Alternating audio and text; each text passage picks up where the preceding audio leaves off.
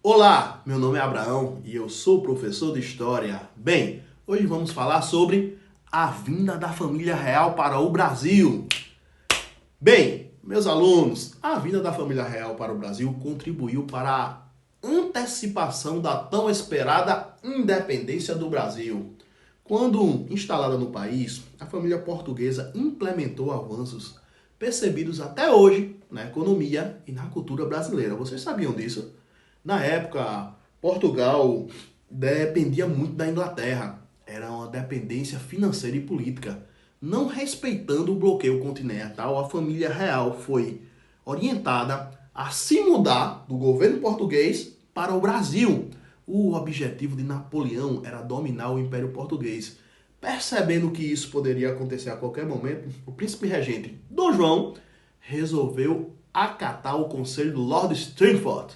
O príncipe queria garantir que, posteriormente, Portugal conseguisse a independência. Foi acordado que os guardas ingleses protegessem a corte portuguesa e garantissem que, chegando ao Brasil, o governo português teria legitimidade. Em troca, a Ilha de Madeira seria da Inglaterra, enquanto durasse a guerra com os franceses. Os ingleses também teriam direito a utilizar os portos do Brasil. Com o objetivo de ocupar Portugal, a França aliou-se à Espanha e juntos fizeram o Tratado de Fontainebleau. O tratado era para permitir que o translado das tropas da França pelos limites das terras da Espanha. Em contrapartida, a Espanha poderia ficar com a sua fatia das terras portuguesas. Em novembro de 1807 ocorreu o embarque para a vinda da família real para o Brasil, antes da invasão de Portugal pelas tropas francesas. Com a vinda da família real para o Brasil, Portugal tinha a oportunidade de continuar o seu comércio com os países em que mantinha aliança. Essa manobra era para conservar seu reinado e seu capital. Napoleão foi pego de surpresa e, ao chegar em Lisboa, a fim de tomá-la para si, como foi mencionado anteriormente, encontrou uma monarquia falida, sem riquezas e totalmente desestruturada, meus alunos. A vinda da família real para o Brasil ocorreu em condições insalubres, uma viagem que durou 54 dias, acreditem. O príncipe governante chegou a Salvador no dia 22 de janeiro de 1808. Ainda na capital baiana, Dom João disponibilizou os portos brasileiros às nações amigas, possibilitando que embarcações estrangeiras comercializassem com liberdade nos portos do Brasil. Essa medida impactou positivamente a economia do nosso país. De Salvador, a comitiva seguiu para o Rio de Janeiro, desembarcando em 8 de março de 1808. Nesse momento, a cidade carioca se transformou em capital do cortejo francês. Desculpem, do cortejo português. Para contextualizar a vinda da família real para o Brasil, é importante mencionar que no início do século XIX, a França e a Inglaterra eram países capitalistas industriais. Já Portugal ainda era um país mercantilista, ou seja, já estava um pouco atrasada. Por isso, Portugal era dependente da Inglaterra, econômica e politicamente. Essa dependência é caracterizada pelo Tratado de Matignon, Panos e Vinhos. O tratado em questão foi assinado em 1703 e consistia no consumo de textos pelo português e no consumo de vinho pelos britânicos. Nesse período, a França era governada por Napoleão Bonaparte, o qual defendia os interesses da burguesia francesa. Ele almejava arruinar a Inglaterra. Os dois países entraram em conflito e a Inglaterra venceu. Com isso, a França reage. Cerca de 14 anos de disputa, a França era detentora de todo o território terrestre e os ingleses ficavam com a parte marítima. Isso foi evidenciado pela Batalha de Trafalgar, em 1805, uma disputa naval justamente com a Espanha, contra o Reino Unido. Fica evidente que Napoleão possuía hegemonia sobre todo o continente, com exceção da Grã-Bretanha.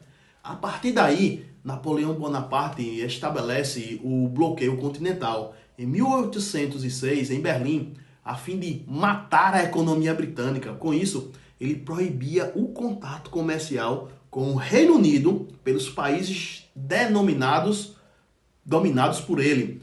Caso quisesse arriscar, os países que não acatassem o bloqueio continental seriam submetidos à invasão pelas tropas francesas. A vinda da família real para o Brasil acarretou em mudanças extremas Permanecendo por um mês na Bahia, fez melhorias na região. Com a chegada da família, criou-se a Junta do Comércio e a Escola Cirúrgica, que depois virou Faculdade de Medicina do Estado.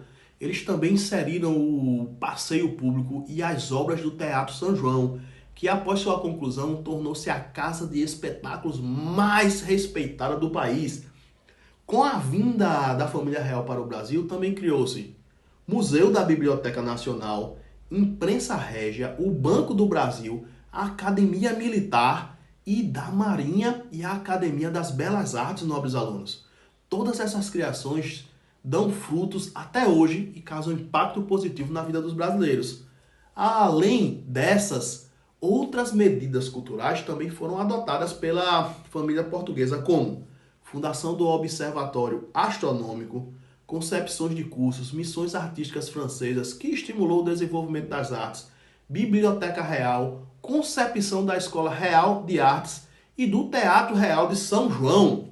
O processo de independência do Brasil foi o fator mais marcante com a vida da família real para o Brasil.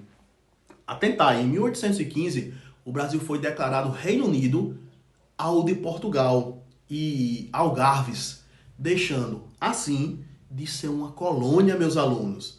Porém, com a vida da família real para o Brasil e sua estabilidade em território brasileiro, o caminho era para a unificação do país. Dom João tomou algumas medidas em território brasileiro que acentuou o interesse do comércio entre ingleses e brasileiros, inclusive ficando este fato marcado pela abertura dos portos às nações amigas.